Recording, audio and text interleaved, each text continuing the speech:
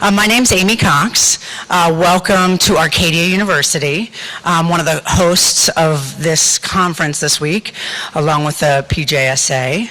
I'm just going to go over some very basic housekeeping things to orient you a little bit to the campus, and then I'm going to be passing on the mic to a few people for some introductions, and then we'll get started with the panel this morning. So the campus, this is the great room. You are in the Commons building in the great room. All of our plenaries will be held here. Our Sonia Sanchez dinner tomorrow night will be here. Our award ceremony on Sunday will be here. Our World Cafe lunch will be here. There is a cafe just up these steps if you are in search of snacks, lunches, coffees when we don't have, if you're a coffee, all-day coffee drinker, you can go right upstairs to the cafe. The bathrooms are located just behind this room, around the corner. Most of the events all of the events throughout the conference are in 4 different buildings. This building, the Commons 1, 2, and 3 is on the second floor up from here, the top floor. You can take the elevator, or here's where it gets a little tricky, is if you want to take the steps, you can either go out this side, you have to go to the middle of the building, basically, and walk up the steps to get to the second floor. The castle. In the castle, we have quite a few panels. We also have our booksellers and our tablers. So organizations that are both local and national are doing tabling. So you can stop by, talk to representatives from those organizations. They have all kinds of interesting things available to you to take home. That is in the castle building. If you walk up, well, you can walk out here and go up the steps outside, or you can go up to the top floor and go out that way, but it's essentially in that direction. It's a pretty substantial building, and it's a beautiful building, so I definitely think you won't miss it if you look up and look around. And I highly encourage you, if for some reason you don't end up in a panel up there, to go check out the building itself. It's gorgeous.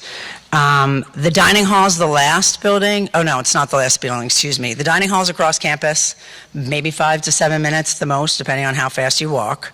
And there's 3 different rooms over the course of the next 3 days that have sessions, concurrent sessions in them. There's a campus map. I'm just orienting you a little bit. And the last one is Steitler Auditorium, where we have several sessions today. That is catty corner up here. It looks like a carriage house. It's essentially the edge of campus. But there are volunteers and interns that are at the registration desk to help you with all kinds of things. Some of them are, there will always be Arcadia students, of the students out there that you can ask for directions. They can also help you with local restaurants, bars, Glenside related, if you're looking for places to go in between sessions for dinner, lunch, etc., as well as campus questions. We have t-shirts at registration for $20. If you haven't seen them, they're really neat. We have specially made limited edition PJSA stickers that are $1. We have a few tickets left for the World Cafe lunch today, which is really a meet and greet for new folks or people who want to get to know a little bit more about the organization, opportunity to network and get to know each other a little bit better. That has lunch, so it is here, but you do need a ticket. There's also a few tickets left for the Sonia Sanchez dinner and talk tomorrow night, so you can get all of that at registration. So login and password information. This is crucial. Most of you are going to want to know this. Each room will have a login and password so that you can get online through the different computers. The students will be going up after the first panel and leaving that information in there. They'll write it on a board, assuming there's a board to write it on. If you go in there and you see that information, please make sure you leave it behind for the next person. And we will be floating around as much as possible to make sure that there's no problems with technology. I'm going to just point out Lisa Stevens in the back there. She is our major events coordinator at Arcadia. She has been absolutely instrumental in everything that we've done and is our logistical coordinator. So if you have some major problem. She's also been driving the shuttles this morning, so she is a go-to person as well. And finally, we have the PJSA auction on Sunday. That is during our award ceremony from ballpark 12 to 2. Make sure that you bring your pocketbooks, your wallets, your checkbooks. There's some really cool stuff, some weekend getaways, places to hang out, and really neat peace-related stuff and justice-related stuff to be auctioned off. So with that, I'm going to turn it over, and of course we'll be here, and you can find me or Michael or Lisa if you have any particular questions or needs. So I want to introduce Amy Weidstrom. Amy Weidstrom is the chair of the Historical and Political Studies Department, of which the International Peace and Conflict Resolution Master's Program that is hosting this event is a part of. And she's been working with me over the past few months to just make sure that everything is coming together here and that you all feel really welcome. So I'm going to turn it over here and say thank you so much for all your support.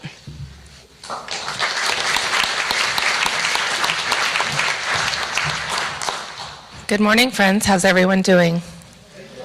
Good? Good. I just wanted to say, I'm going to speak very briefly. I just wanted to say welcome and thank you for coming. We're very excited to have you. I would reiterate that the campus is really lovely and the castle's really lovely, so explore your time on campus and enjoy Glenside. I also wanted to introduce our new president, who's going to say a few words. So we're on the eve of his inauguration and we're very excited. Dr. Ajay Nair.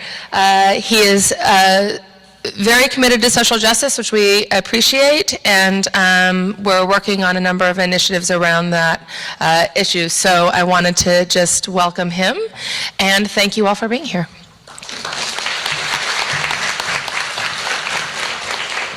Good morning. Good morning, thank you. Thank you so much for being here. Welcome to Arcadia University. First, I'd like to extend a special thank you to my colleagues who helped organize this event, but a very special thank you to Dr. Amy Cox and the IPCR students. Can we give them a round of applause, please? While I do not purport to be an expert in the field of peace and justice, I do believe that international peace and justice must begin at home. For Arcadia, this is a serious, serious project, and I hope we can inspire higher education broadly to pursue justice in a serious way. Our first step is to challenge American higher education exceptionalism. We are not exempt from the socio-political, economic, and cultural dilemmas of the world, yet too often we turn a blind eye to these serious issues. And we are not exempt from our own histories. We must write the next chapter of our history and be truthful about the language of access, diversity, and inclusion. As we know, in American higher education, our students have called us out on our hackneyed and self-congratulatory narrative. I'm not proposing that we become the University of the Left or Social Justice U, but I am proposing that we are ideologically grounded, that we are positioned to do the right thing. To be sure, the university must be vigilant in its protection of the scholarly community's ability and freedom to pursue new ideas, new viewpoints, to pursue the truth.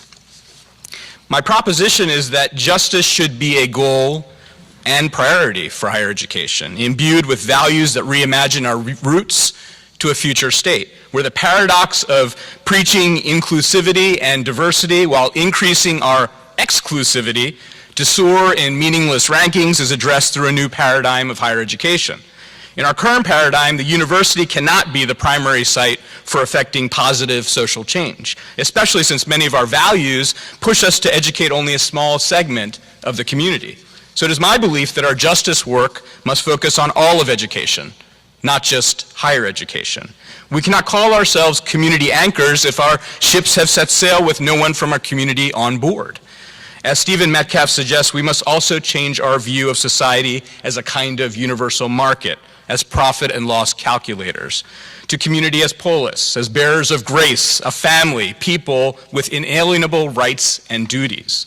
Then perhaps the war on humanity that plagues the United States will have no choice but to rest in peace. And when society, understood in different terms, confronts itself on our campuses, we are then seeking justice. Or as Benjamin Disraeli said, justice becomes truth in action. If diversity and inclusion at its best asks who's at the table and ensures everyone's voice is heard, justice will ask for truth, and we will push for structural change by redefining the center, by reimagining the boundaries of our relationships bound by power, hierarchy, and control. Justice, then, is the wholeness, rightness, and the wellness of people and their communities. I am so proud that Arcadia hosts events like this, events that bring together so many leaders and individuals committed to positive social change in their local and their global communities. It is inspiring, it provides hope, and it gives us motivation to continue on this important path. Looking back on the past 50 years, it is clear that we have come a long way in terms of nonviolence, peace, and justice, but these 50 years have also showed us how much further we have to go. How will we want to be remembered in 50 years? What do we want future generations to look back and see? Again, I thank each of you for participating in this important event. I look forward to the great work that this conference will surely produce. Thank you.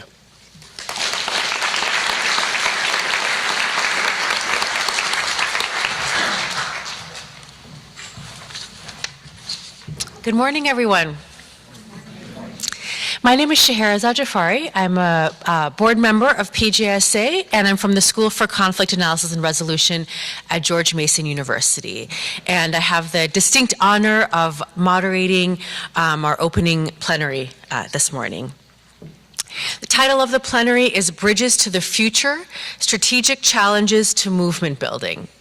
So as scholars and practitioners, activists and educators committed to social justice and peace building, we're currently facing some extraordinary challenges, from the return of fascist movements and emboldened white supremacy, to the burgeoning prison industrial complex and increasingly militarized police, to serious threats of nuclear warfare. Our panelists this morning each bring years of experience and deep thinking on how do we address these very issues. In such a time of violence, they bring a wealth of knowledge on what does strategic, revolutionary, nonviolent resistance look like. Where are the key opportunities? How do we build bridges to that alternative future that realizes the social justice and peace building that so many of us are committed to? Now you have their short bios in the program, but I feel it's important to say still a few words about their background, where they're coming from, and then I'm happy to be able to turn it to them. So Matthew N. Lyons has been writing about right-wing politics for over 25 years, focusing on the interplay between right-wing movements and systems of oppression and responses to these movements by leftists, liberals, and the state. Among his numerous publications, from writing regularly for Three-Way Fight, a radical anti-fascist blog, to his work in The Guardian and among other outlets, and several books. His latest publication, which is right here available at the conference, is titled Insurgent Supremacists, the U.S. Far Right's Challenge to State and Empire. Matthew is also co-trustee of the Lorraine Hansberry Literary Trust, which stewards the literary legacy of the late playwright and activist Lorraine Hansberry. Shon Meckfessel has been a social movement participant and scholar for 30 years. His latest book is titled Nonviolence Ain't What It Used to Be, Unarmed Insurrection and the Rhetoric of Resistance. Along with articles in the South Atlantic Quarterly and other publications, he's appeared as a social movement scholar and advocate in numerous media outlets, including the New York Times, Democracy Now!, Al Jazeera, BBC News, and Fox News. Shon is currently a member of the English faculty at Highline College in Washington State. And finally, last but certainly not least, Emily Welty. Emily is an academic and ecumenist and artist living and working in New York City. She's the Director of Peace and Justice Studies at Pace University, as well as the Vice Moderator of the World Council of Churches Commission on International Affairs and the Chair of the Nuclear Disarmament Working Group. Emily is also part of the 2017 Nobel Peace Prize winning international campaign to abolish nuclear weapons, where she works on faith-based engagement in nuclear disarmament. Among her populations, she is the co-author of the very soon-to-be-released book titled Peace and Justice Studies, Critical Pedagogy, which actually includes chapters by many of the folks in this room, many of the folks at this conference. Emily is also a playwright and has worked with several different theater companies. And our final panelist, Kempis Ghani Songster, unfortunately is not able to make it this morning. But I highly encourage you to check out his story. His short bio is in the program, and I believe a longer bio is available online on the PJSA website as well. So thank you so much, and I'll turn it to you, Matthew. I'm going to come up so that Okay. everybody can see us.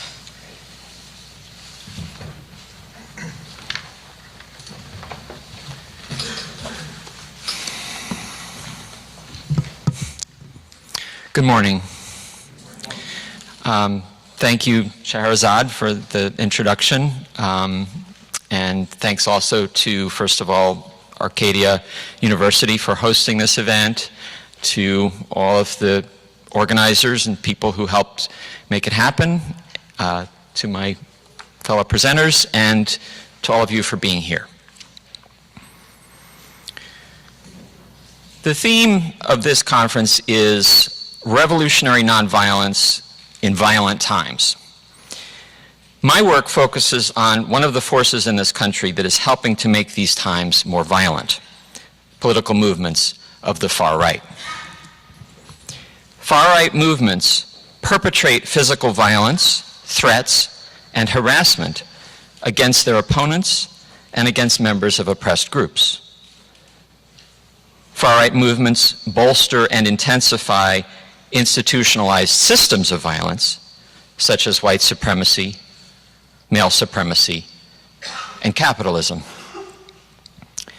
And far-right movements encourage more mainstream political forces to expand their own bigotry and scapegoating and their own mainstream policies of repressive and supremacist violence. These are violent times, in part, because in 2016, far-rightists played a bigger role in electing the US president than they have ever done before, and because that president has echoed far-right themes more than any other president in living memory. But these far-right movements didn't just appear suddenly. They've been developing for decades. And they are a response, in part, to the protests and anti-oppression struggles of 50 years ago.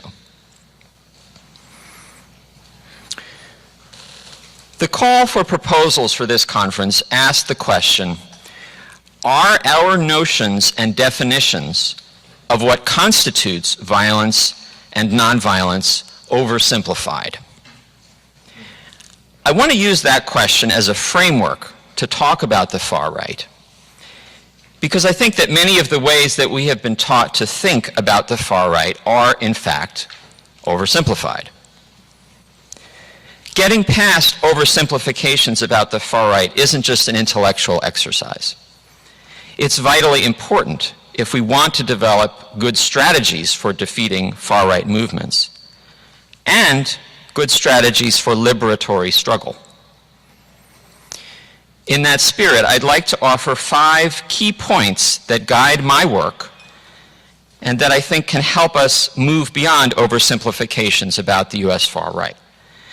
And I offer these not as any sort of definitive truths, but as a contribution to a larger discussion.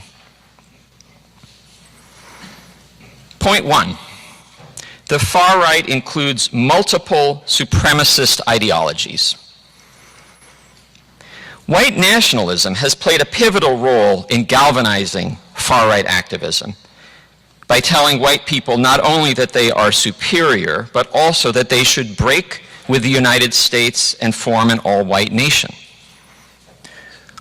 All far-right movements promote racial oppression to one degree or another, but not all of them put race at the center of their politics. There's a branch of the Christian right that wants to create a full-blown theocracy. And that vision centers not only on religion, but also on patriarchy, heterosexism, and enforced gender roles. Some patriot movement activists, meanwhile, champion an absolutist kind of capitalist individualism. To cover these and other diverse currents, I define the US far right to mean political forces that, first, promote human inequality as natural, desirable, or inevitable, and second, reject the legitimacy of the established US political system. These far-right forces are distinct from, but interconnected with, system-loyal white supremacists, male supremacists, and authoritarians. Whether or not you think this is a useful schema, it's important to be aware of the ideological diversity among militant right-wing forces in this country.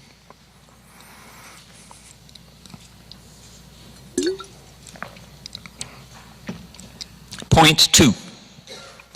The far right is made up of regular human beings. Contrary to what we are sometimes told, people who join far-right movements are not especially irrational or stupid or fanatical or opportunistic. You can find people like that on the far right, of course, but that's not what keeps it going. Far-right movements attract supporters because they speak to people's fears and hopes, because they offer a sense of meaning or community or power, and because they offer appealing explanations for real problems and complex social changes. If we want to understand what makes the far right attractive, let me say that again. If we understand what makes the far right attractive, we have a better chance of blunting or neutralizing its appeal. And maybe, just maybe, winning some of its potential supporters to liberatory politics. Point 3.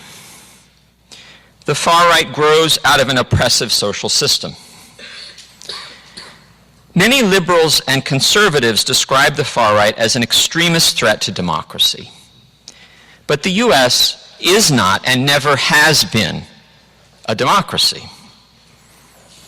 It's a shifting mix of pluralism and repression. Popular struggles have won real political space that you wouldn't find under a dictatorship. But still, a tiny elite holds most political and economic power, and multiple lines of oppression shape most social relations. Challenging the structures of power can get you fired, or jailed, or beaten, or killed, especially if you are, for example, black, or an immigrant, or trans. This system encourages both far-right and mainstream political forces to demonize and scapegoat oppressed and marginalized people. But when people in privileged social groups believe that their privilege is under threat and that the existing political system does not protect their privilege effectively, some of them will find the far right appealing. Point 4. The far right hates the ruling class. If it's a mistake to gloss over the deep connections between far-right politics and mainstream institutions, some leftists make the opposite mistake, which is to treat far-rightists simply as tools of the ruling class. It's certainly true that white supremacists and right-wing vigilantes have traditionally helped economic and political elites by attacking the left and organized labor and communities of color. But the US far right, as it is constituted today, believes that economic and political elites have betrayed them. It believes these elites are using multiculturalism mass immigration, and globalization to weaken and destroy white Christian America.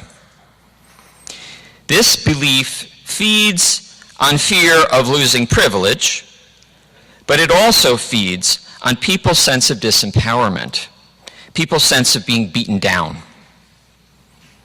The far right draws on rebellious anger and transmutes it into poison.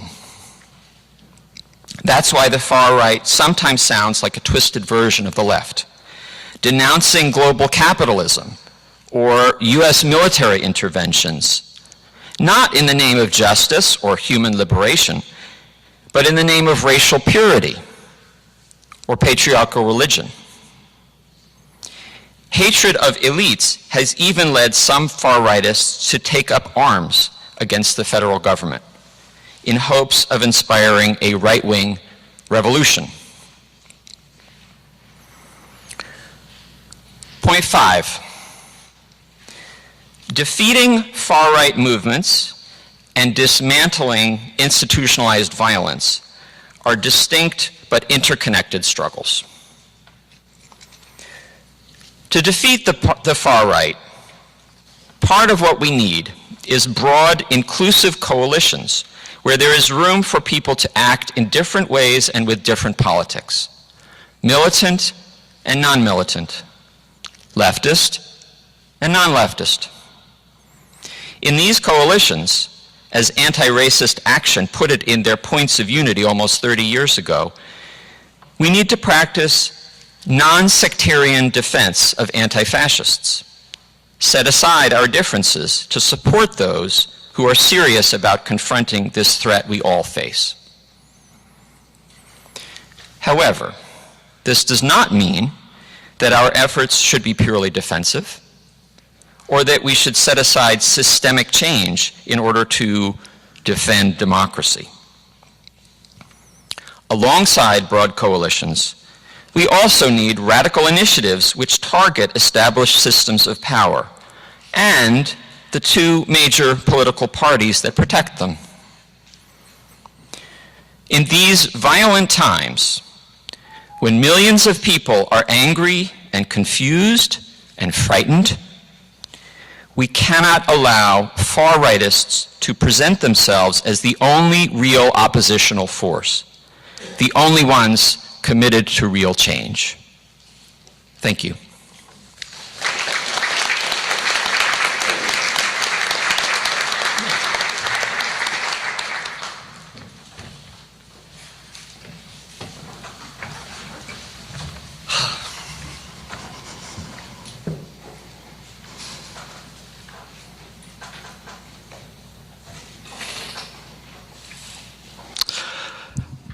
Thank you everyone for being here, and thanks so much for the PJSA for having me. It's a real honor to be with my colleagues here and with all of you. I was sort of thinking about last night's keynote, and it was also an honor to be in conversation with some of those folks who, many of whom, for me, it's been part of my political development over decades to be reading them and thinking about their challenges they've been presenting us with. And I was struck that however much the differences might have been immediately obvious and kind of the focus of the conversation, there were actually some striking similarities that maybe tell us something about the state of our field. For one thing, everyone, including the topic of our panel today, everyone last night was talking about strategy as a touchstone. And that's not always given in conversations around nonviolence or even violent political struggle. A lot of the time people begin from a place of faith or spiritual commitment or ethical identity or positioning. And even like Leo Tolstoy said, basically that one shouldn't worry about the effect of one's actions because you can never actually know what it's going to do. You should just do what you know is right and then come what will, which is sort of actually, if you think of it, the opposite of strategic thinking. So I was pleased to hear the word strategy as the touchstone for all of the speakers from their different perspectives. But what struck me was that I think, strategy, if it's going to have any meaning, has to be in reaction to particular circumstances and conditions in the current moment. And even if the conference theme is about looking back at these past 50 years, nearly all the examples that we heard from our speakers were from more than 50 years ago, or 45 or something, right? And it's it struck me that it's so difficult. It's typical, I think, of our field. We've inherited this kind of fossilized terminology and framework from the wave of contentious movements in the 60s and 70s, and it's still in a lot of ways, the frameworks that we use to understand movements today, even though we've seen some really radical shifts in the realities that are being described. So my research, I've been an active participant in a lot of different movements, but my latest research, I've been really looking at the movements that popped off from 2011, Arab Spring, into the Occupy movement, into Black Lives Matter, and a lot of the anti-Trump mobilizations. And I think because the conditions that those movements are responding to have radically shifted, I think the approaches of these movements have also radically shifted, and the ways that participants, especially younger participants, look at what they're doing and understand it is actually often at odds with the frameworks that we bring to the conversations. So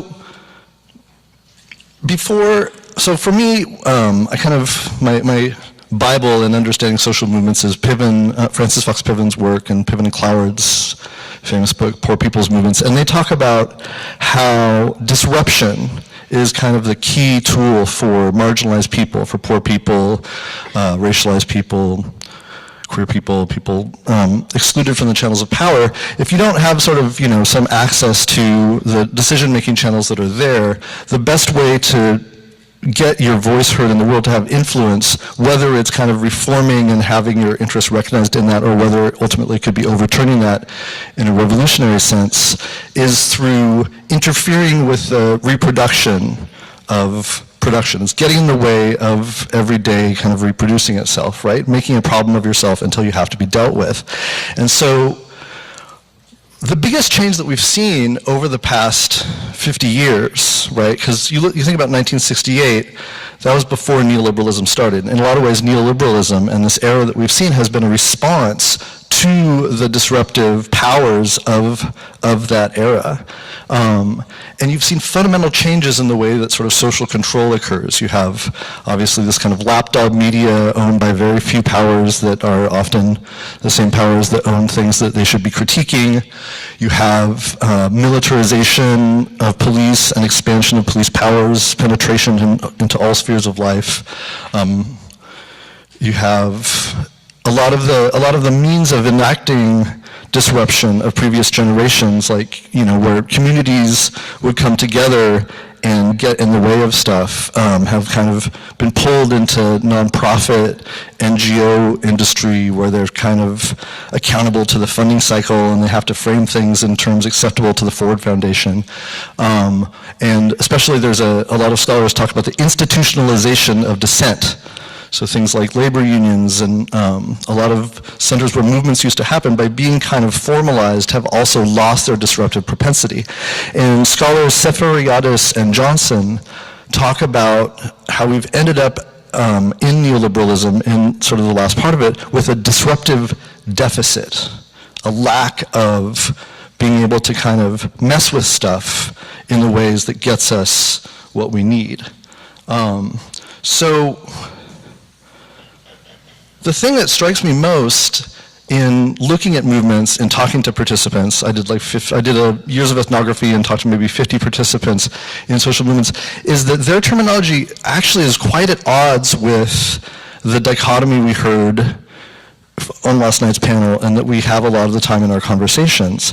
I don't hear, when I talk to a lot of, particularly in the sort of scrappier ends of like Occupy and some of the more radical manifestations of Black Lives Matter in the country, there's been a, not universal, but pretty widespread rejection of nonviolence by a lot of younger movement participants who see nonviolence, it touches on that disempowerment, that disruptive deficit for them.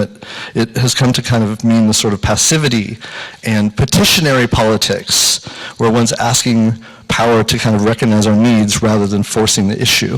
So I encountered, I'm 45 years old, and I encounter sort of folks younger than me tend to not feel really invested in that term in the way that folks older than me tended to, because I think folks who are in living memory of the repression of the movements, you know, of the 1960s, and especially the brutal, violent, traumatic repression of the 1970s, if they hear a rejection of nonviolence, they tend to think about this other side of armed struggle, right? And people think about, that didn't go very well. You know, you think about the massacres of the BLA and the Black Panther Party, and the results of the attempt to have this sort of armed confrontation with the state were horrific and still deeply traumatizing in a way that people have trouble talking about.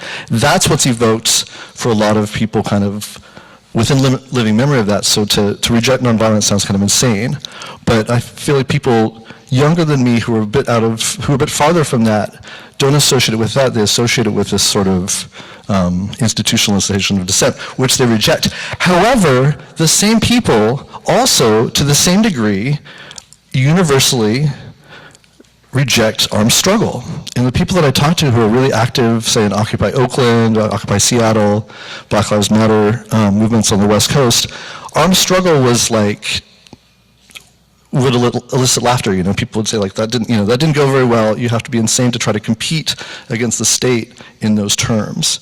And in the same way that Matthew's work distinguishes between different parts of the right, and why it's important analytically for us to be able to see these different parts, it's also really important for us to see sort of different kinds of violence. And for example, the self-defense movements and the moments of the Black Panthers, some of the stuff that Ward Churchill was talking about last night, holding perimeters, was very different and a very different moment of that era than the assertive armed struggle. But somehow, this traumatic moment in the early 70s that coalesced into these forms of kind of strategic nonviolence versus armed struggle has kind of solidified in a way that doesn't match how younger participants talk about these things these days, I would hold. So,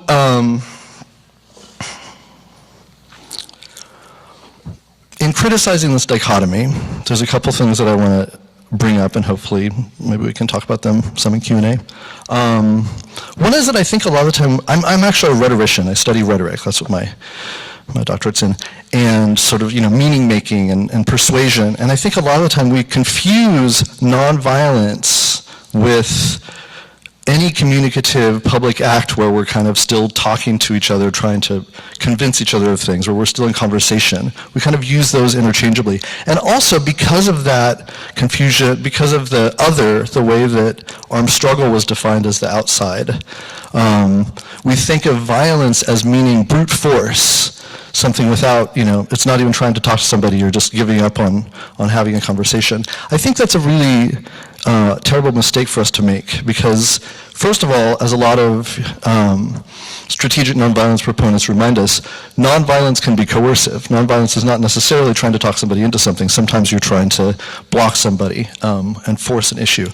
Similarly, a lot of what I study, violence, and particularly, counter-hegemonic violence against the way things are now, can still be kind of in conversation. It can be more for meaning making and trying to get a point across and trying to question somebody's thinking more than just sheer force. So I'm really interested in trying to understand that. So I want to finish up by throwing out a couple hopefully provocative examples of how I think recent manifestations of nonviolence have proposed sort of challenges to how things work, and I think we need to really understand those and appreciate those as part of, as we face the challenges that movements are heading into. In the wave of movements, coming from 2011, we've seen a huge increase in riots, and that seems to be steadily increasing globally, both locally and globally. And I think riots say a lot of things. I'd love to talk about those in my book. I think I pull out 7 of those. But one thing I wanted to point out, for example, is that a lot of the violence that we see, armed struggle is seeking to kill people, and armed struggle is using guns, which, as I said, younger proponents are usually rejecting.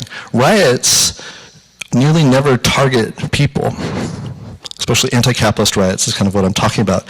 And what I think is by targeting, what I've found in talking to people, by targeting property and by intentionally disrespecting, corporate windows or whatever it is, it's a way of highlighting our values and highlighting contradictions within our values. So for example, somebody asked last night, can you bring up one example of a positive development from violent protests in the last 20, 30 years? The Baltimore riots as part of Black Lives Matter I think were extremely important.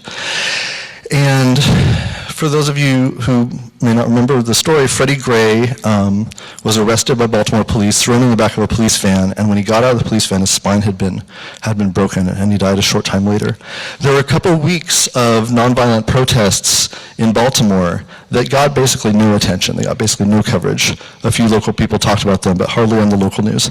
And then by a strange turn of events, the police kind of penned in some young people. It erupted into riots, quite violent, a lot of arson, a lot of clashes in the streets. And suddenly it was this national story all over the news, 24/7 news cycle. And a lot of people in Baltimore were like, there's this graffiti that was going up all over the place where people were like, and people were tweeting this out, they're like, wow, it's almost like you care more about broken windows than broken spines, right? And I contend that that's not just something that people say about riots, that's what riots say. That's the point that they're trying to make. They're like, why is this the thing that's so upsetting to you? And this routine murder of youth is just somehow, something that happens, right? Some scholars talk about a value struggle. It's kind of why is this thing normal and acceptable and not worth commentary, and this thing is so scandalous?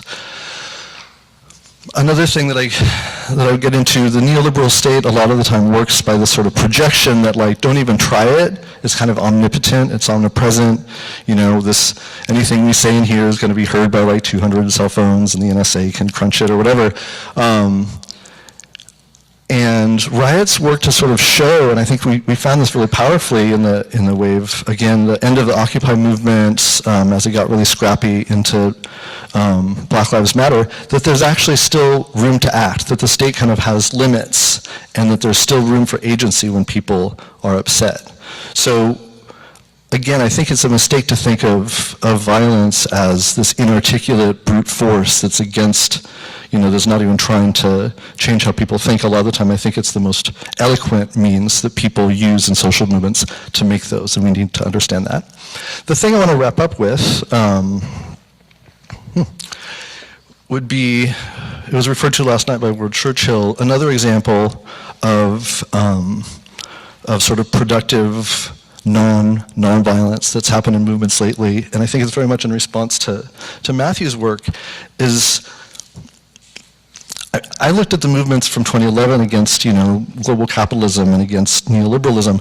We're seeing a shift towards, obviously, this kind of more fascistic turn that's a different problem. I think it's different in the way that it works, and it's different in the way that movements are forced to respond to it.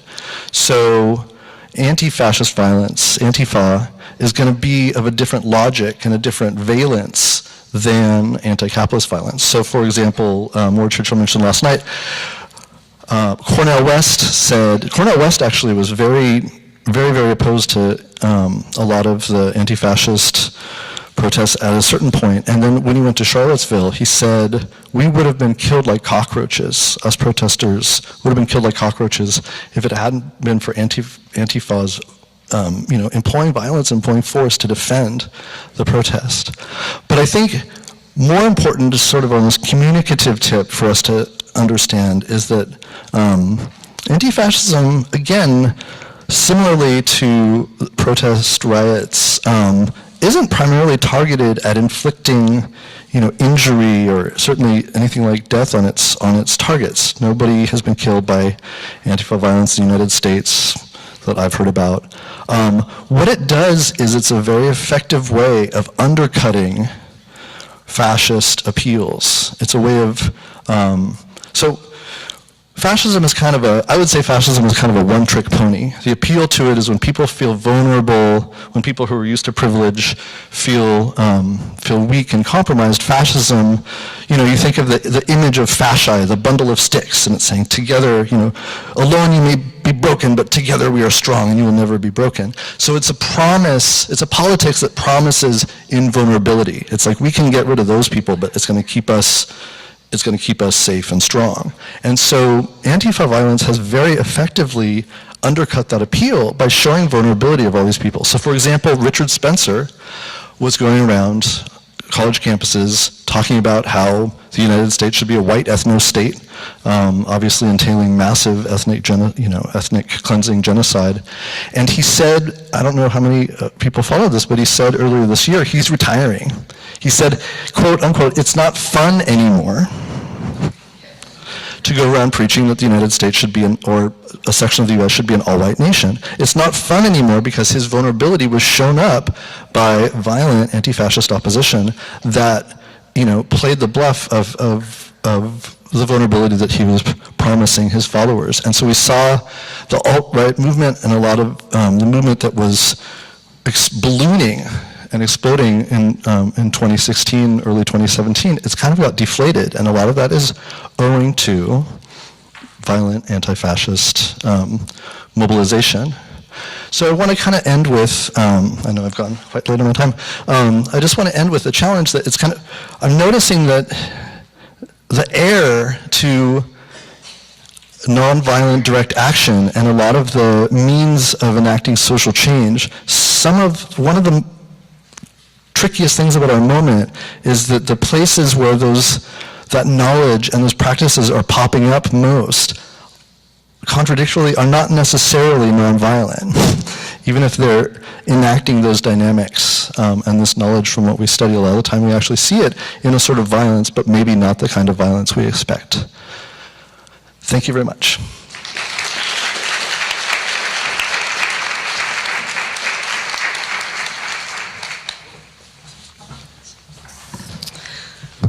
Good morning. It's so good to be back with you all.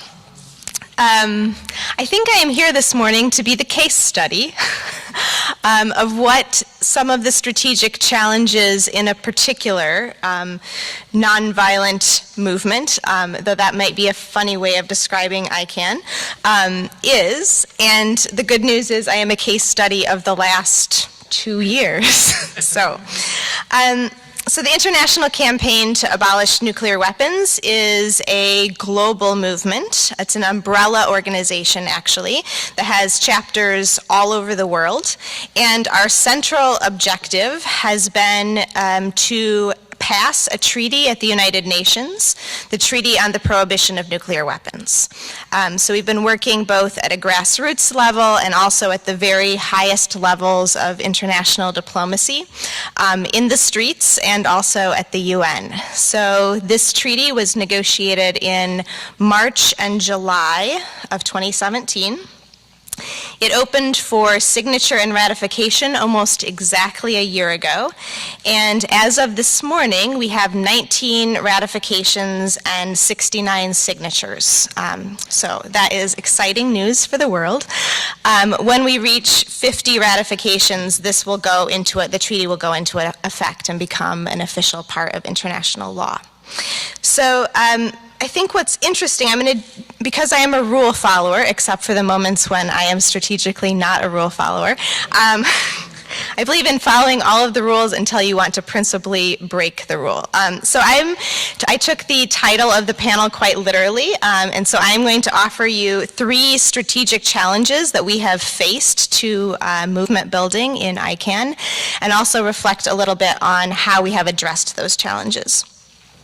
So one of our strategic challenges is when you have an umbrella organization that is also worldwide, you have a lot of ideologies happening under that umbrella. And so ICANN in many ways is a very, very diverse organization, not just in terms of the countries that we come from, but also in many ways in terms of the ideologies. So that really manifests clearly in some of the strategy challenges that we've had. So within the anti-nuclear movement, we have people who believe that a nuclear freeze is the strategic way forward. We have people that have believed that a nuclear ban is the way forward. And ICANN is really organized around the ban approach, while also inviting people in who will come from the nuclear freeze camp. I think that one way of thinking about ICANN might be in the difference between a peace movement and a justice movement. So traditionally, anti-nuclear organizing in this country was very much in the camp of what we might think of as the traditional peace movement. The ICANN strategy has been slightly different. We are not anti-peace, obviously, but we are focusing on humanitarian disarmament, which is an approach that looks to stigmatize nuclear weapons and create international law that makes them illegal. So we're following in the tradition of the mine ban treaty, the ban against cluster munitions, chemical and biological weapon bans, and really mobilizing a discourse around justice, around humanitarian suffering, with a focus on victim assistance, environmental remediation, risk education. So the other strategy that we have had to sort of wrestle with internally is a divide between stigmatizing the weapon by working primarily with all of the states who don't have these weapons, which is one approach, and that is the approach that ICANN has focused on. The other approach would be to try to persuade the nuclear weapon states to give up their weapons. That's a great idea. That's not actually the approach that we've taken. We have taken the approach that the majority of the world does not want these weapons, the entire world is threatened by these weapons, and we're not going to wait on the nuclear weapon states to make them illegal. But that's a strategic choice. That's not a given when you think about how you organize your social movement. Another divide sort of internally that we've had to think about is that the motivations that people have for wanting to get rid of nuclear weapons might be really different. So I think it would surprise a lot of my ICANN colleagues that I am talking about ICANN as a nonviolence movement. That's not the language we would typically use. Because most of the people in ICANN are not actually pacifists. It's not a pacifist organization. A lot of people's reasons for banning nuclear weapons are that we are very worried about them accidentally going off. Not even the idea of being fired upon, but actually nuclear weapons are inherently unstable and the risk of accidents is incredibly high. And a reason for banning nuclear weapons might be the incredible civilian suffering that they incur. The reason for banning nuclear weapons might be that first responders simply do not have the capacity to respond to a nuclear accident or a nuclear attack. Those are not reasons that are about nonviolence necessarily. Those are somewhat strategic focused, risk focused reasons for banning nuclear weapons. So another challenge that we have faced strategically is that sometimes when you are working on a particular focused cause, you might not necessarily share all of the ideology with some of your other allies. So one of the things that has been quite difficult is if you are getting every state, every nation state, to try to ban nuclear weapons, you may be working with and engaged in advocacy with some states that you find morally, ethically distasteful, or states that have particular other conflicts that you do not want to weigh in on that conflict, but you also need to work with that state. So a sort of practical example of this is on Wednesday, we had several states come to ratify the treaty. Among those states was Myanmar. And we have a practice that when a state ratifies, we use social media in a certain way. When San Marino, who also ratified on Wednesday, or Samoa, ratifies, we're quite celebratory on Twitter. We're, yay, San Marino, thanks for being on the right side of history. It's challenging to say, yay, Myanmar. But at the same time, Myanmar's signature and ratification is another signature and ratification. It is a commitment to doing the right thing. And so it is quite complicated to decide how you are going to engage with allies. We also have taken gender very seriously. We see ourselves as a feminist organization in a lot of ways. The Vatican, you might observe, is not necessarily a feminist organization. But I specifically, in my capacity working with faith-based organizations, have worked very, very closely with the Holy See, and it has been really important in advocacy to get the Pope, for example, to say nuclear weapons are a sin. It is morally sinful to to possess nuclear weapons.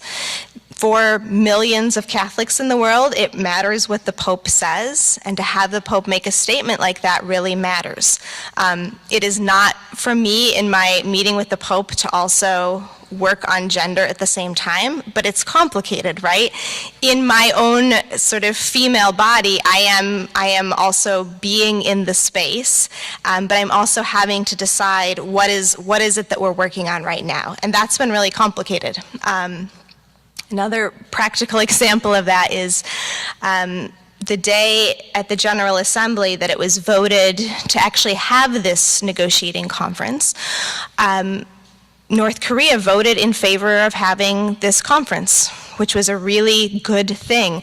It was also misreported in almost every newspaper. When they were reporting on the counts, they would talk about, and of course North Korea said that they didn't want to have this conference. North Korea actually said we should have a negotiating conference. The whole world should be without nuclear weapons. The whole world, not just North Korea. But it's also complicated to keep raising that and saying, it makes me sound like a North Korean apologist to say, actually North Korea voted yes, and we should give them credit for voting yes, in a way that a lot of states did not vote yes. So this idea of who your ally is and how you work with nation states with whom you deeply disagree on other issues has been a challenge. It's also been a challenge to think about whether ICANN is a social movement or a political campaign, because those two things are organized very differently. Just in terms of the leadership, ICANN has a bit of a scrappier political campaign feel to it.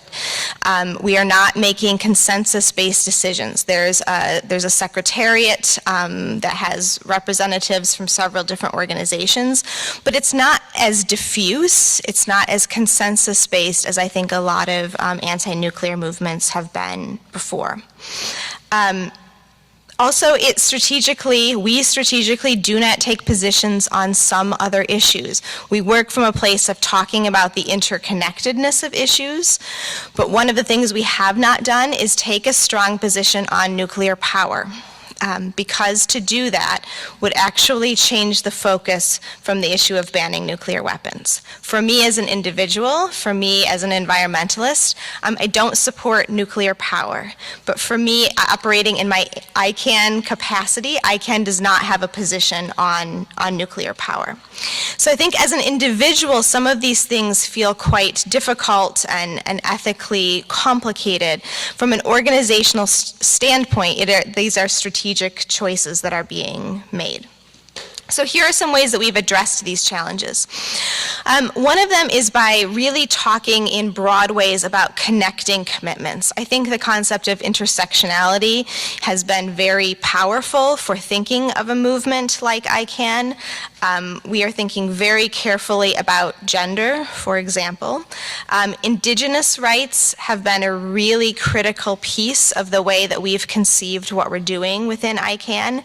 We see the ban treaty actually as decolonizing work. We see the nuclear weapons regime as a regime of colonialism, and we see the process of having, especially nations that have been crushed under colonialism, speaking back to those colonial powers as a piece of decolonizing work. We've also talked about nuclear weapons a lot of times as an apartheid system. If we start looking at who gets to have them and under what conditions, this is also an issue around racial justice. This is an environmental issue in many ways. So to keep the focus on nuclear weapons in the context that we're working, but to also start thinking about the ways these other issues matter. Another way we've addressed some of these challenges is to look specifically at norm building. I think if I were to describe our strategy in one word, it would be norm building. So changing the idea, stigmatizing the weapon, and saying even if you are going to maintain your weapons arsenal, you are going to be going against the norm that the rest of the world holds.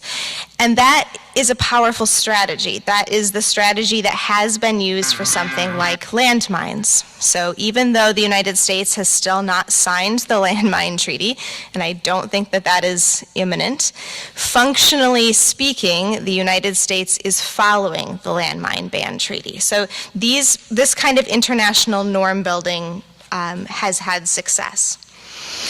Another way we've addressed these challenges is by keeping survivors at the center of the conversation. So the Habakasha, which are the survivors of the attacks in Hiroshima and Nagasaki, but also recognizing all of the victims of nuclear testing. In the Pacific, Indigenous people here, Indigenous people in a lot of contexts have been the most affected bodies by nuclear testing. And I think it is really important in the US context that we talk about this nuclear testing. This tends to be something that drops out of our conversation. These testimonies are really critical. The survivors of nuclear testing and the attacks are still with us. And I think it was very powerful that at the Nobel Peace Prize ceremony, Setsuko Thurlow, who is a Habakasha, and Beatrice Finn, who is the executive director of ICANN, accepted the prize together. That really was an important moment for us to center survivor experiences.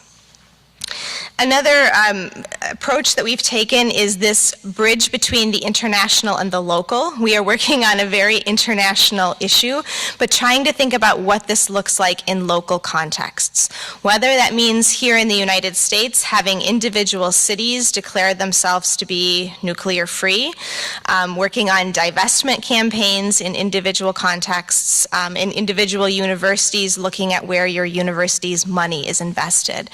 But also giving the flexibility that ICANN in Norway and ICANN in Nigeria and ICANN in Kiribati look really different. They need different things, and to try to think about what that means when we also work together. Another way that we have addressed some of these challenges is by shifting the discourse. A lot of the ways that people have mobilized around nuclear weapons is to scare people, to show the map that shows if a nuclear weapon was detonated in New York City, how is your area affected? That kind of scare tactic mobilizes some people. It actually doesn't make people feel very empowered, though. And so I think a lot of ICANN's success has come in our hopefulness, in our sort of resiliency, and our expression that another world is possible. It's possible to do something in a different way. I found it really frustrating in conversations initially at the UN with diplomats to be told that I was being too emotional about this issue. Because frankly, I think this is a good issue to be emotional about. I think it makes you a bit of a sociopath to not have emotions about nuclear weapons. It's also an incredibly gendered comment. But I think that actually being able to say emotions matter. Anger really matters, but also a joyful militancy. I've been thinking a lot about what it would mean to be joyfully militant around this issue. and to talk about things both in terms of hope, but also in terms of anger. And I think that changing of the discourse has been really important. Working both in the streets, Wednesday was a really good example of the dual focus of ICANN. Just within New York City, some of us were standing in front of the bank, BNP, with signs asking them to divest from nuclear weapons, in solidarity with our colleagues in Berlin who were on the roof of the bank dropping a banner, so they really took it to a new level. But at the same time, some of us are dressed for the streets and some of us are dressed for the UN, where we're also managing a ratification ceremony with 7 new heads of state, so 7 presidents signing the treaty. Those are 2 different skill sets. Those are 2 different ways to engage in this, and we actually need both of them. I would argue one of them is not necessarily more important than the other one. So the sort of last point I will leave you with is the idea that disruption, this idea of disrupting the conversation, has been a key focal point for ICANN. To say that small states matter, that this issue is too important to leave only to the countries that have nuclear weapons. We have taken a big mocking on Twitter, but really, who hasn't? Like that's some unique thing. For saying it really matters that Vanuatu bans nuclear weapons. It really matters that Malawi or Palestine signs and ratifies this treaty. It matters to be a small state because what we're looking at is the majority of the world being against nuclear weapons. But also civil society really matters. One of the most important things that we have done is to say we are going to change the space by being in the space. I find the literature of queer studies really helpful to think about what would it mean to queer the space? What does it mean to have new bodies, disabled bodies, bodies from colonized nations, female bodies in the room? Because the way that these conversations have often looked at the highest levels is an incredibly small group of mostly white men making decisions for all the rest of us. ICANN said this matters to everybody, we need everybody, and we actually represent the majority. So, thank you.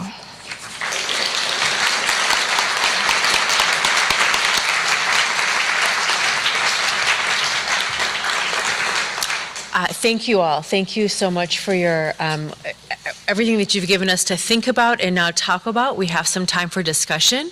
I really appreciate the nuance you're bringing to the conversation. Each of you doing very different type of work, but really helping us to move past these oversimplifications of the far right and the different strategies of different resistance movements and the concrete example of ICANN and the strategic decision making that goes into these different approaches and tactics that you all are using.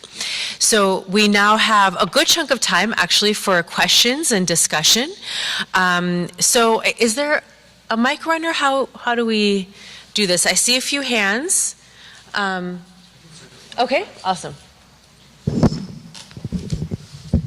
And if you can if you can give your name and where you're from and keep it to a question so that we can ensure that we're having a discussion with the panelists and with everyone in the room.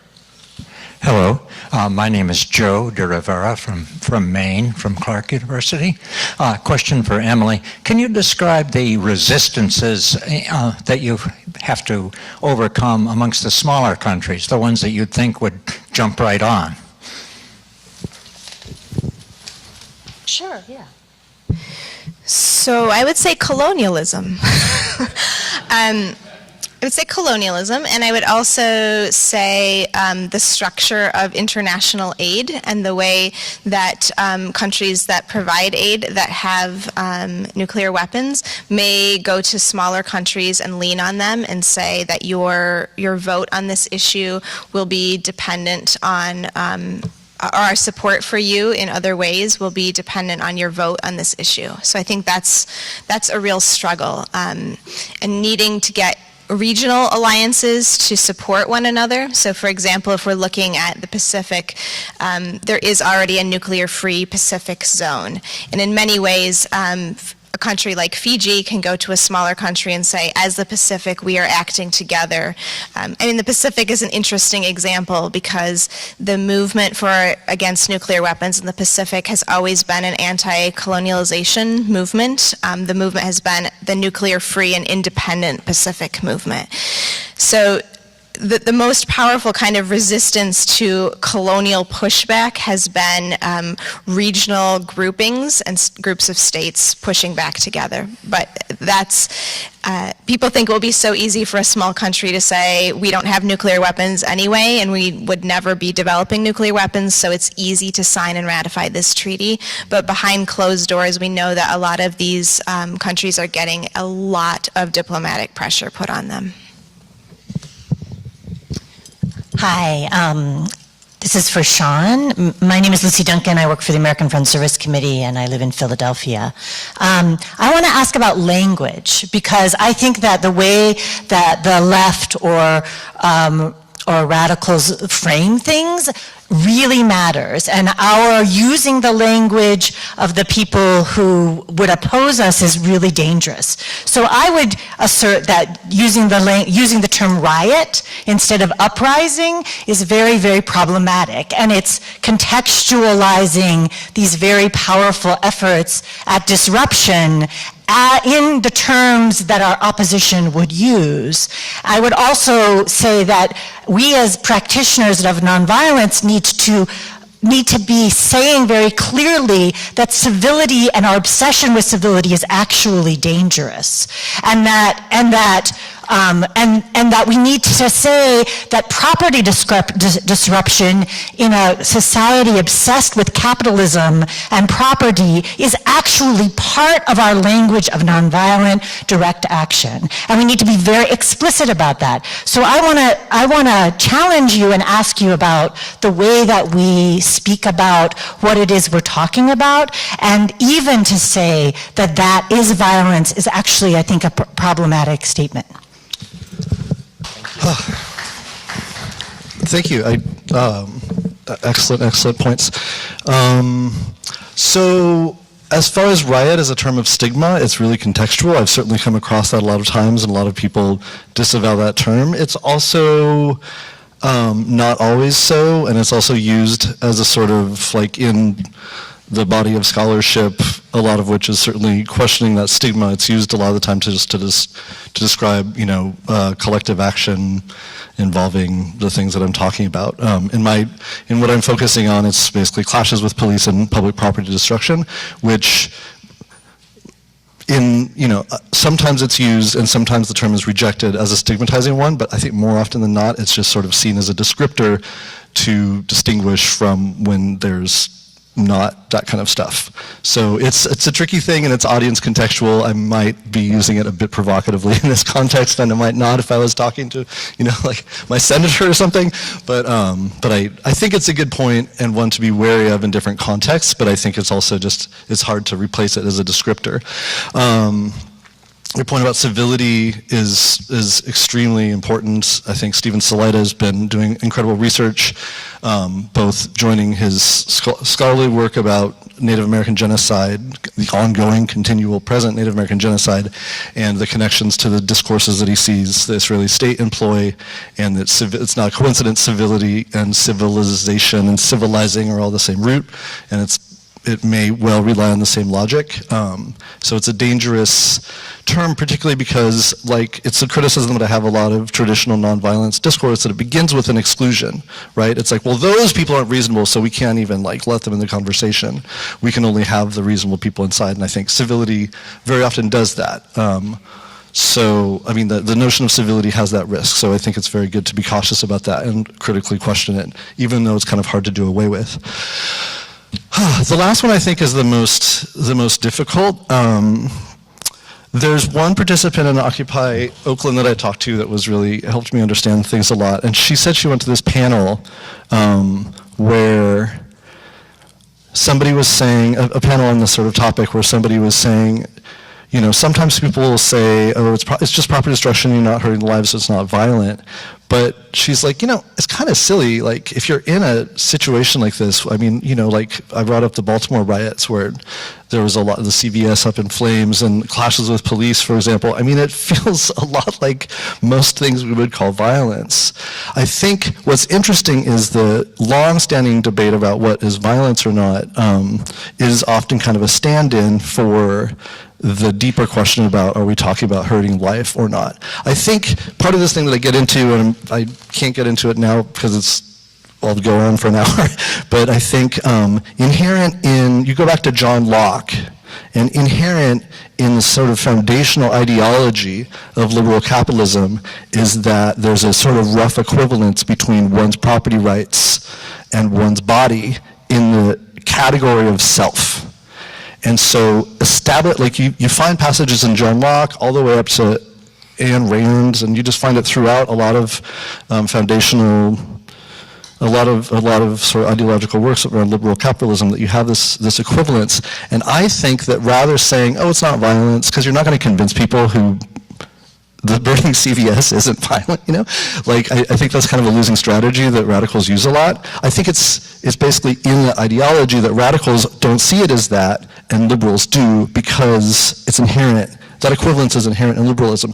So rather, what I prefer to do is look at, for example, public property destruction acts as a way of calling that awkward contradiction into light and saying, for example, are these actually the same thing? Okay, maybe it's violent, but why do we value, and why are we as abhorred by, or more abhorred by, the public destruction of property than the systematic destruction of life? So rather than getting stuck on this term violence, by the way, I've been studying this for years, I can't find a good definition of it, or, I think the terms violence and nonviolence are very unstable, so rather than trying to fight the world and say this is the one world definition, I'm saying notice the important inconsistencies in how they're used, and notice the values that you're espousing and when they're used in a certain way. Morning. My name is Christy Randazzo, and I am a Quaker and Christian theologian living in South Jersey. And as a theologian, my job is dealing with big ideas, ideologies, the philosophies that undergird how people view the world.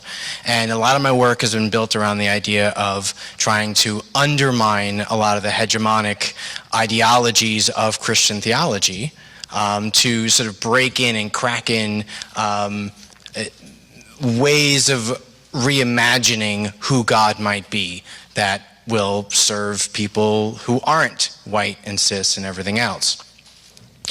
The challenge I often find is that if you're trying to crack open ideologies, you have to deal with this delicate dance between standing in a specific spot. Like, I am, for example, a Quaker, and that has a certain set of ideological commitments to it. And to be committed to that, and for people to take me seriously, I have to, be able to be consistent in my commitment. All right? Now, the challenge is, in order to then work with others who might agree with me on undermining a lot of this hegemonic theology, I work with people, and, for example, Roman Catholic theologians who have ideals and philosophies that are very much against my own at certain underlying points. So from the panel last night and from the panel today, I'm hearing a lot of discussion around the question of, how do we deal with issues of ideological purity? How do we deal with issues of ideological pragmatism? And I wonder if you could speak to this question of where do you draw the line between how, committed you are to being, committed to who you are and what's important to you, and how much you compromise.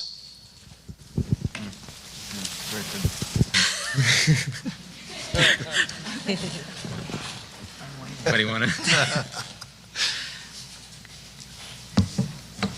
Go for it, yeah. No, I mean, It's a big question. I also think that we should say that sometimes a question is a question that you hold as a question. I mean, having done a lot of these panels in the last year, one of the things that is a funny rhythm to how we see public speaking is that there's a question that's asked and an answer that is received. And I think that there's also a moment to say, that's a really good question. And as an academic, of course, I'm going to have the it depends, right? Answer to it. But I think maybe that is a question that we all bring to whatever movement we are considering. I can say in the case of ICANN, it's an extremely pragmatic movement, and so the issue is very focused. It's drawing on much larger ideological commitments that people may have, but the issue is how do we ban nuclear weapons? And without compromising our own moral integrity, I think that we will always just be asking the question, does this get us closer to a ban treaty? That's an entirely different approach than other movements that have much more broad-based broad-based issues. So both, I'm sort of using this space to say, I think we need to respect the question as a really good question, and also one that we're all in this room applying to a variety of different contexts that we work in. Where is the line between the principled approach that makes us feel comfortable in all of our different positionalities, and where are the moments that we take a pragmatic approach that serves a strategic function? Would either of you like to? A shrug is an answer. I can. Is this? Can you hear? Okay. I feel a bit overwhelmed by the question, and I appreciate Emily's comment that it's sometimes it's good to just hold the question. Yeah. I mean, one thing I will say is that I'm definitely not a believer in purity, moral purity. I think it's just the idea of acting out of, having clean hands is, first of all, an illusion, and second of all, just it's probably going to lead you to do really bad things, make bad choices. I mean, we are all implicated in systems of violence, and of course, that doesn't mean that everything we do is equivalent and that, it doesn't matter. That's not what I mean at all. But the idea that you could somehow be pure or,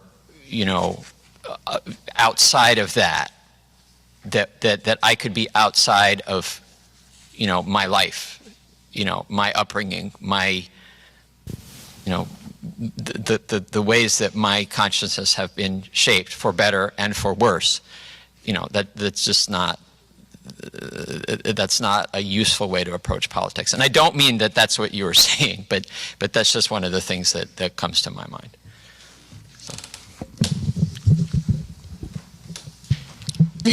I'm thinking of this one story.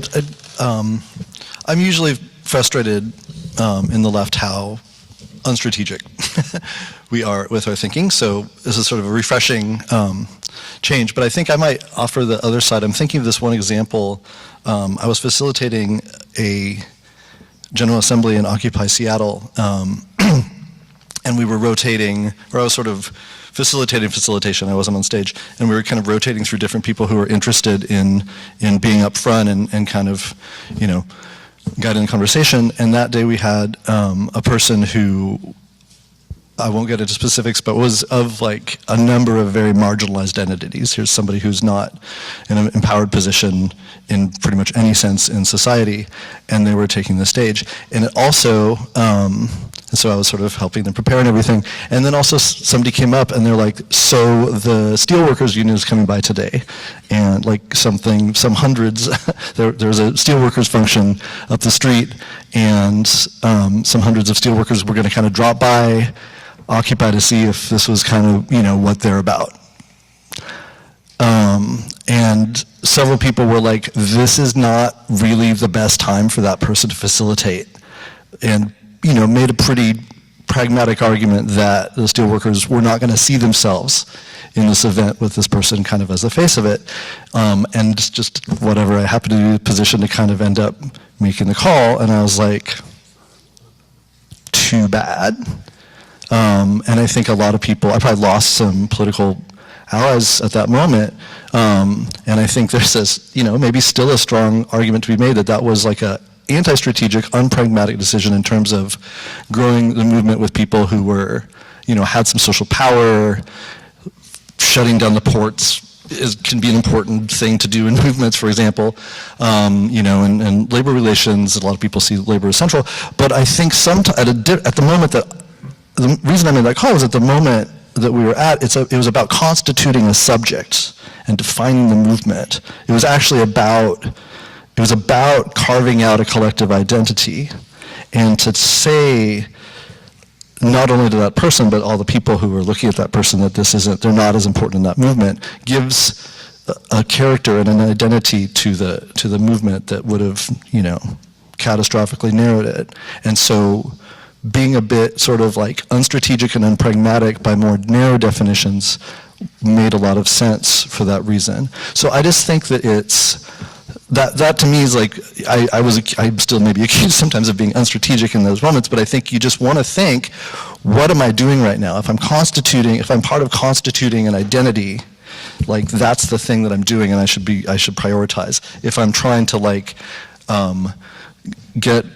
get countries to sign out a treaty so that we don't all perish in nuclear war, like that's what I'm doing, and those are going to guide different decisions, which of those you're doing. I think the important thing is just to be aware of which mode you're in, because they do have contradictions. Simona Schiavone, Merrimack College and Faculty Against Rape, and your comments make me pause now and think, is my intervention strategic or not strategic? And I actually don't really care. I want to pose and ask if you would relate your very eloquent presentation to this particular moment, a moment where survivors all over this country are watching with horror what's happening. And as a survivor myself, as someone who works with survivors, the silence on this session, looking at the future and not mentioning what is happening, is, I don't have the adjective. What I want to offer, in addition to this, is a space for other survivors to come together during this conference, to talk about what you're feeling, to know that there are other people here that want to use this space to strategize.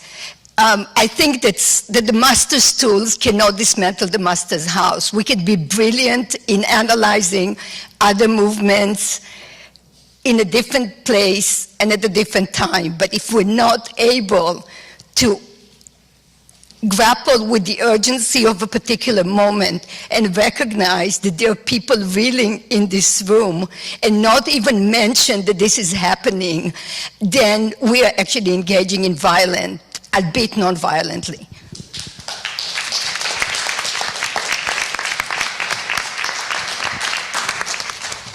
Thank you for acknowledging that, Simona. Would any of you like to respond?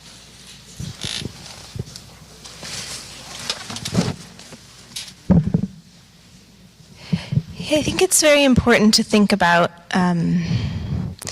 what it means to be a survivor of something and how that experience does not leave you. It does not only sit with you at particular strategic moments.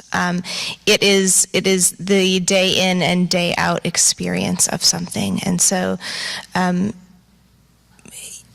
think that the experience of having survived something traumatic is not just a political mobilization moment. It's also something that we have to tend to. We have to both let it fuel things, but also create spaces that it can be nurtured and can be addressed. So certainly, I think this conference needs to be that kind of space, and I'm deeply grateful that Simona raised that. I think working with survivors of a different kind of trauma in the context of this work has been really eye-opening to think about all of the ways that vulnerabilities become triggered. This is obviously a moment politically in this country in which this is forefronted, but the experience of being a survivor is the primary, often struggle for a lot of people day in and day out, whether there are things in the national consciousness that triggers it or not. And so I think that is a really helpful intervention that you've made, Simona. Yeah, thank you, Simona. Before we go to questions, I just want to acknowledge that you also offered space at the conference for survivors. So should folks come to you, or maybe we can find a space, and maybe we can announce that at a session where people can come together. Thank you. I know there are a number of hands being raised. Yes, Michael. Okay, great. And maybe we can take 2 questions then at a time. Great. My name is Juan Rodriguez. I'm originally from Puerto Rico. I'm a master's student of history at Louisiana State University. My question was focused more on Emily's talk. And I guess I think this sort of follows what you were talking about in terms of the challenges of this sort of more in terms of like mobilizing countries to sign this sort of ban on nuclear weapons, especially more specifically about here in the United States, where not only as a country that possesses nuclear weapons, but has historically sort of acted as this sort of world police, saying, oh, only countries that we trust can have access to nuclear weapons, and more like specifically, like in the cases of like states such as Iran and North Korea, going, oh, we can't trust those people, so they shouldn't have nuclear weapons. And then more recently, with these sort of threats of military intervention, and even like a few years before with the American intervention in Iraq, and I just was wondering if you could sort of talk about that briefly. Thank you. And was there another question? Okay, yes, go ahead, sorry. Oh, we want them at the same time? Yeah, go ahead. Hi, my name is Shawana Vaughn, and I'm from Silent Cry. And my question was for you in the Michael? Matthew? Oh, no, sorry, in the middle. Yes, Shon, sorry. Because I am a member of Black Lives Matter. So, and you talked about Occupy Oakland, and how do we as a country, as people, shift how we view human life over human property? Because that really is a really big problem. That we take stock in a window or a neighborhood, but we don't take stock in people. And people are expendable because of race, economics, and gender, or not gender, but, we're expendable. But property has value, and people don't, and the only way to get attention is through violence. There has to be other ways, and I say this because, I live in New York, and I do this every day with young people, and I'm trying to tell them there has to be another movement that does not include the destruction of your own neighborhood that you live in, that you don't pay taxes on, to get attention. But unfortunately right now, with everything you just said and with all the data I collect, the only way that attention is being brought is through violence and riots, unfortunately. So if you can offer some type of suggestion. Sure, Emily, and then Shon.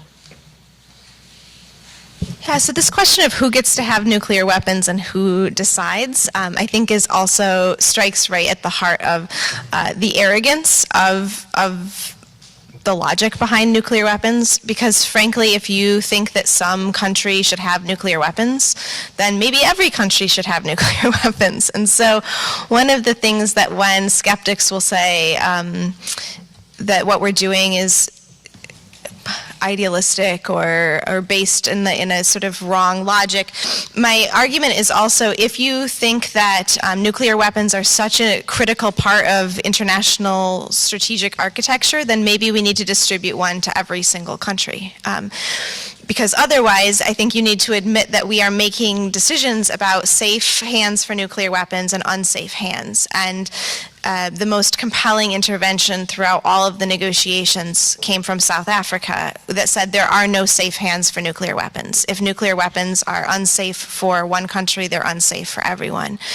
That also strikes at the heart of Security Council reform, though, because if you look at the permanent members of the Security Council, there is a complete overlap between the P5 and the nuclear weapons states. And so it certainly looks like you get a veto on the Security Council, which then affects all sorts of other things, from occupation to decolonization to Yemen to Syria.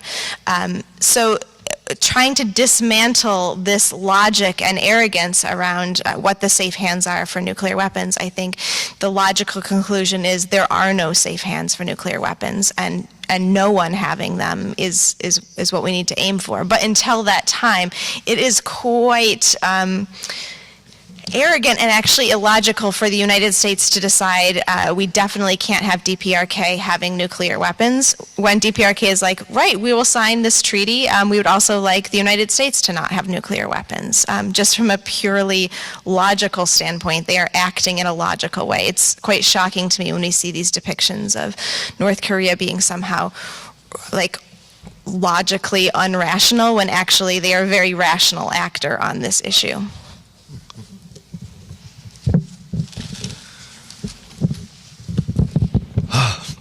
Thanks, Shon, for that question. It's really like the big one. I definitely don't think I'm the person to have an answer to it, but I think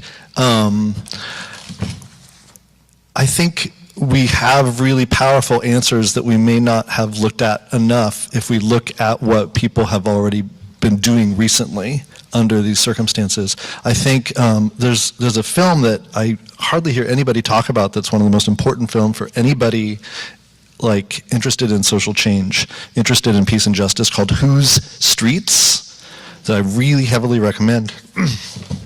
And it's an intimate portrait hanging out. It's actually made by one of the participants in Ferguson organizing, but it's kind of about some of the central organizers.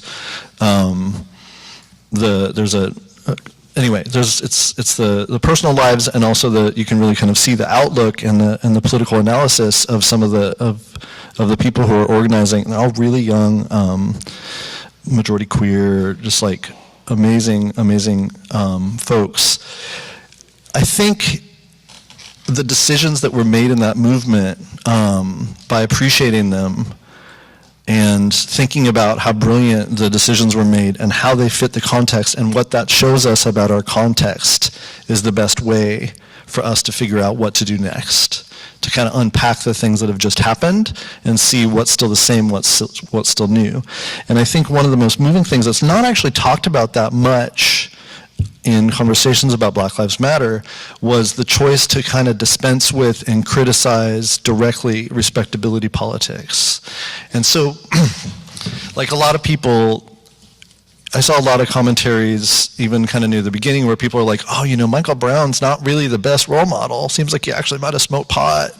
And, or like, Freddie Gray, I think he actually had some previous convictions. So like, do we really want to, doesn't he fit some of the stereotypes? Shouldn't we have, and I don't know how many people know this history, but Rosa Parks, for example, was actually the third person chosen. She was an organizer. It was an intentional choice for her to be where she was and get arrested. There were two women in that campaign beforehand who were willing to do it, who started, and then the group organizing was like, one of them has like an alcoholic father, it's just not a good look. And then one was like, she was pregnant, and it's like, I don't think she was married. It's like, oh, that's going to make us look bad.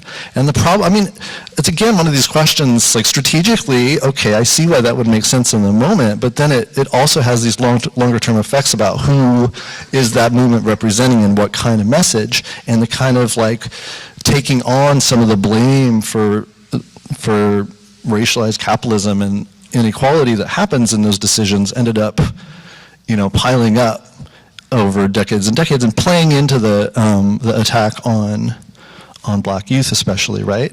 So Black Lives Matter I think made the brilliant call by taking up Michael Brown, and the motto is like, this is about Michael Brown, we're not going to talk even about justice, like for now put away the pictures of MLK, we're going to talk about Michael Brown as this life that matters, and to take that phrase BLM, Black Lives Matter, I think that was a very powerful, strategic, deep decision that goes way beyond a lot of the frameworks that we use a lot of the time to start questioning, like, did you notice how little this person's life was valued, and why is that, and why aren't you disturbed by that?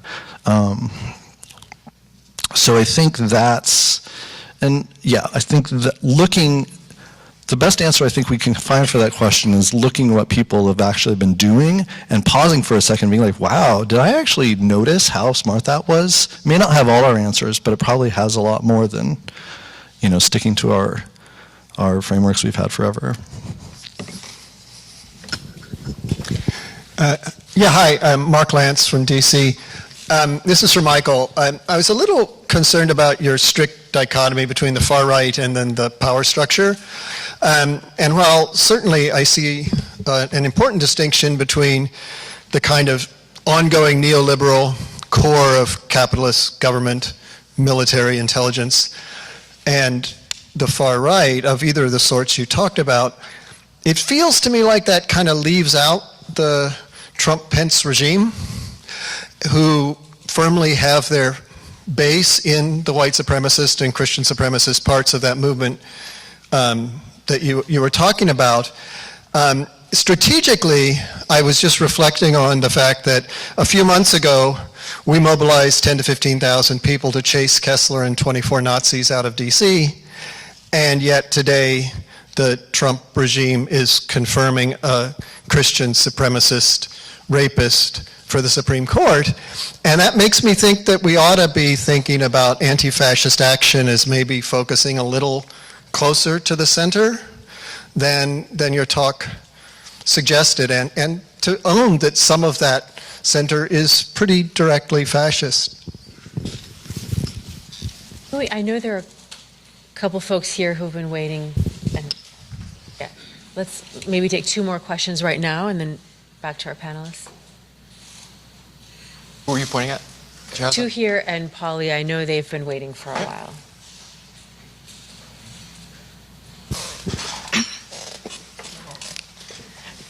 Thank you. I'm Wendy Chmielewski. I'm the curator of the Swarthmore College Peace Collection. I will say it's my first Peace and Justice Studies Association meeting. My original question was going to be about the announcement this morning from the mayor of Philadelphia, trying to redefine violence in the city as a healthcare crisis, and giving the mayor, giving the city council a month to come up with some other issues and ways to deal with this. However, after the question in the back, I am stunned at the lack of response to the question about gender violence and the images that we've been watching in the Senate over the last few weeks. I'm just stunned that there's not been more of a response here.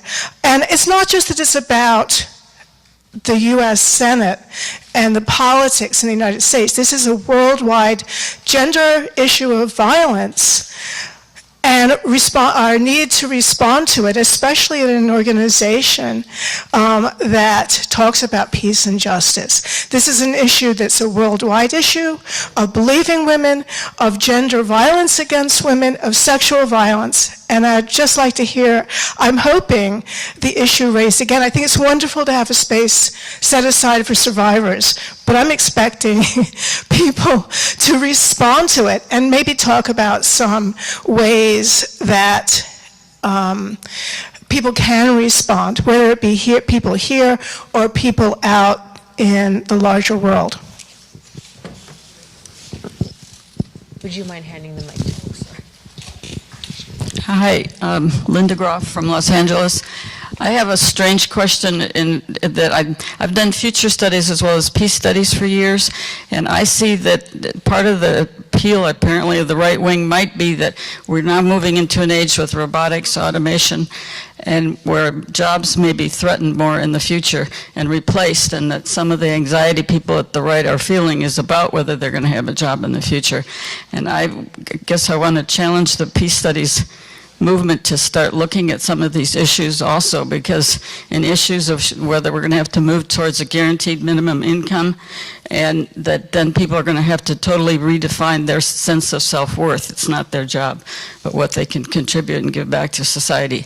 And I think those are very real issues on the horizon coming very quickly that Peace Studies needs to start looking at how that's going to affect the future. Yeah, thank you. Anybody on the panel?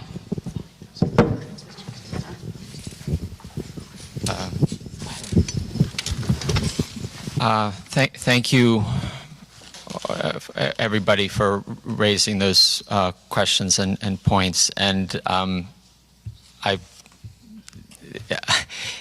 it's a lot to address. In terms of just the last question first, I just want to say that I think that looking at the relationship between right-wing politics, or just all the different ways that people have responded, just that there are a lot of connections to explore between political scapegoating, for example, political violence, and economic changes. That's a whole big discussion. It's partly about loss of jobs, it's partly about transformation of economic relations, it's partly about shifting of jobs and workers between countries. So those are all issues. In terms of the question about Trump and fascism and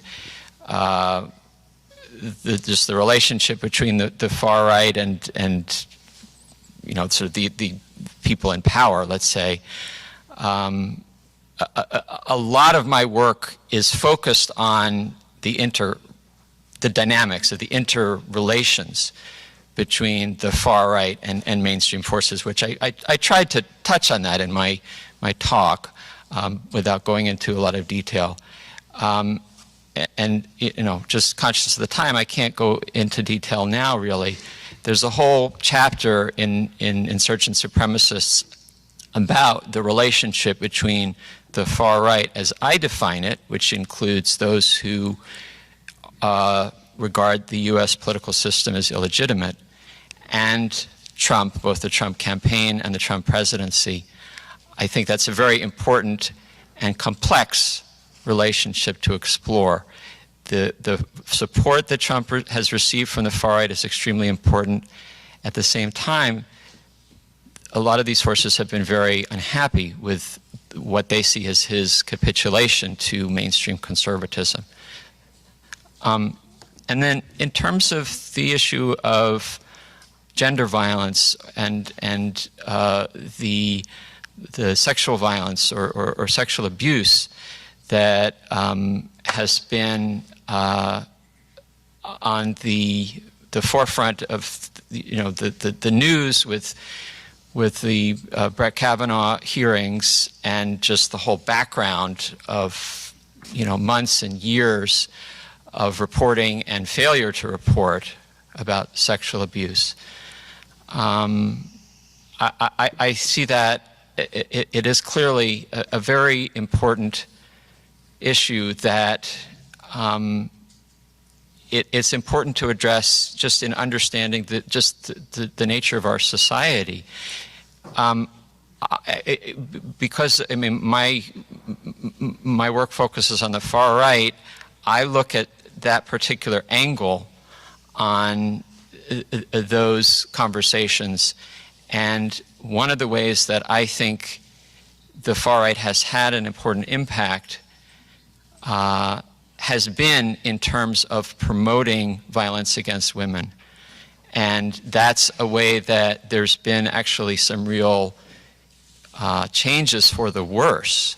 I mean, it has always been a major part of what the far right has been about, but the ways that there have been shifts from, I mean, previously saying, you know, women should be subordinate, but they have a place, you know, as wives and mothers, which is sort of the standard Christian right line.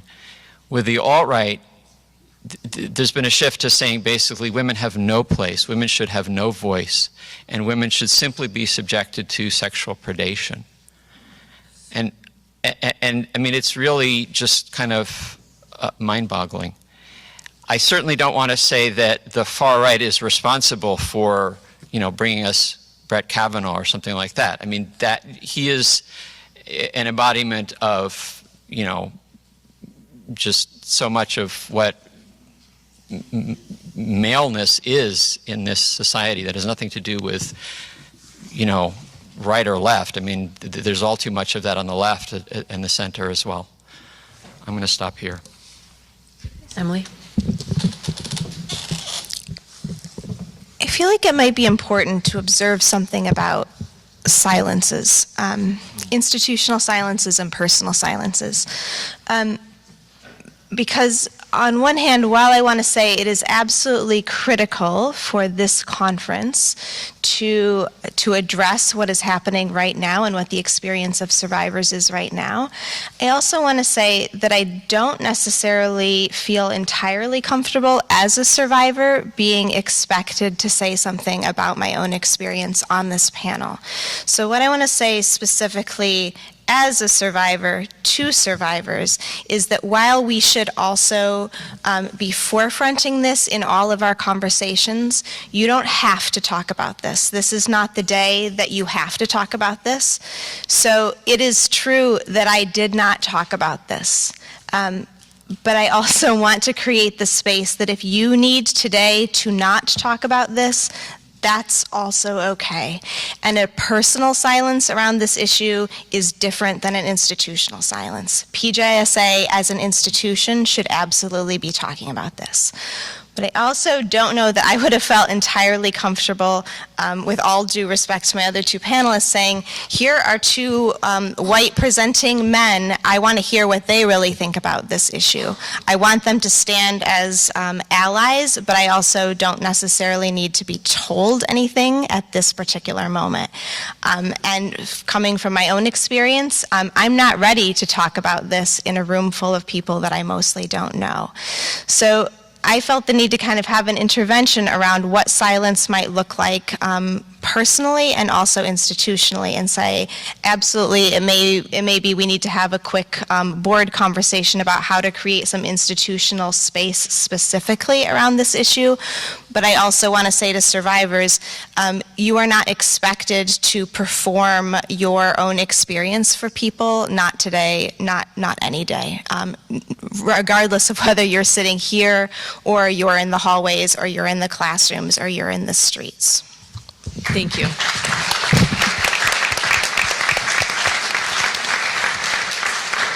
Thank you. Thank you so much for saying that, Emily. And in terms of creating institutional space. Hi, everyone. I'm Amanda Byron, and Sheherazade and I and Joy Meeker and others are going to be facilitating a roundtable discussion in the next session at 11:30, where it's called What's Love Got to Do with It? Building Beloved Community in Higher Education. So it's a very appropriate space in which we're going to be opening up what that would look like. We'll be talking about our topic, but within that we have an opportunity to also explore what is happening right now on a national stage and how we, in higher education and just in the room that we share, can make sense of and process it and also strategize what it is that we might do as a response, both organizationally and individually, if people are moved to. So we're in the castle. I can't remember the name of the room. It's where Harry Potter lives, so you'll find us. Thank you.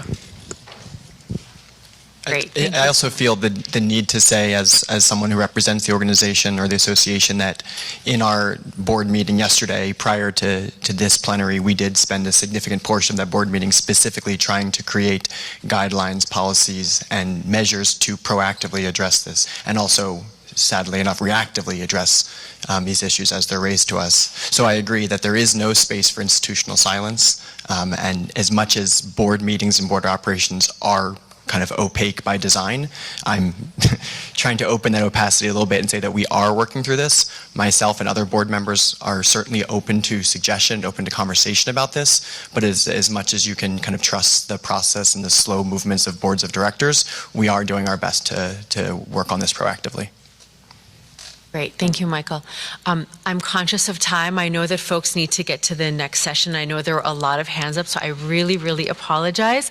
Thankfully, we're at the beginning of the conference, so this conversation can continue, needs to continue, and I believe our panelists are going to be around for a little while at least. So if we can just thank again our panelists.